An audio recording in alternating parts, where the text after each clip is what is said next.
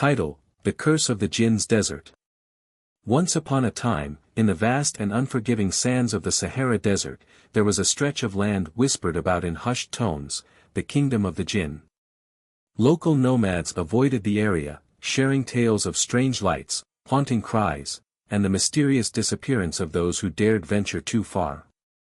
But not everyone believed in these warnings.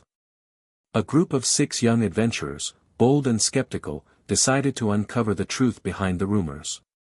They were childhood friends, bound by curiosity and an unyielding thirst for adventure.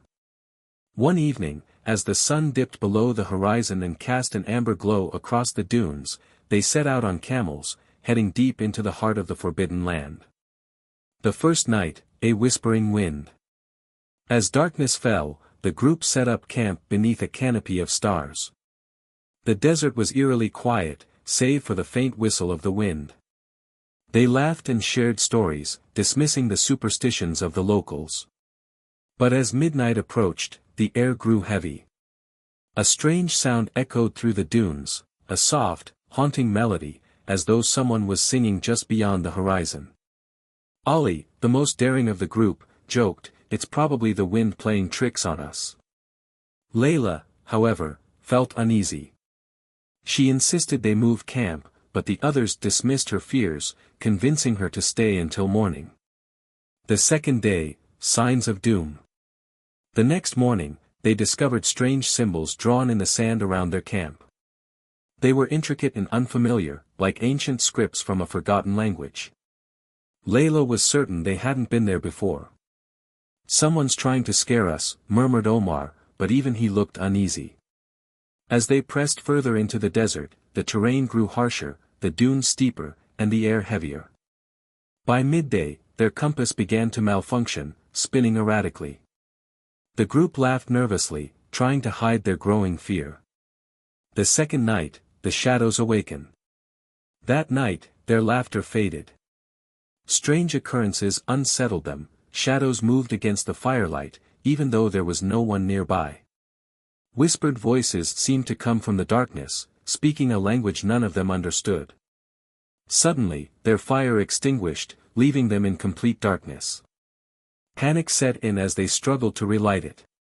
When the flames finally flickered to life, they saw a figure standing at the edge of the light, a tall, shadowy being with eyes that glowed faintly blue. It didn't speak but raised an arm, pointing toward the east. Then it vanished, leaving no footprints in the sand. The third day, the land of no return. Terrified but determined to continue, the group decided to follow the figure's direction. They rationalized it as a sign, perhaps a guide to help them leave the cursed land.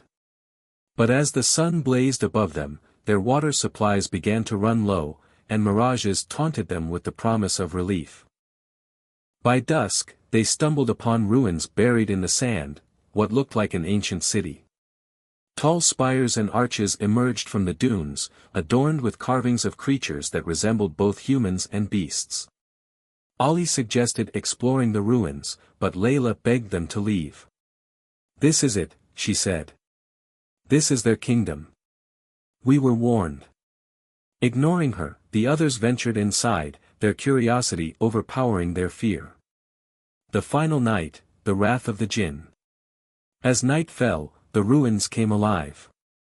The carvings on the walls began to glow, and an otherworldly hum filled the air.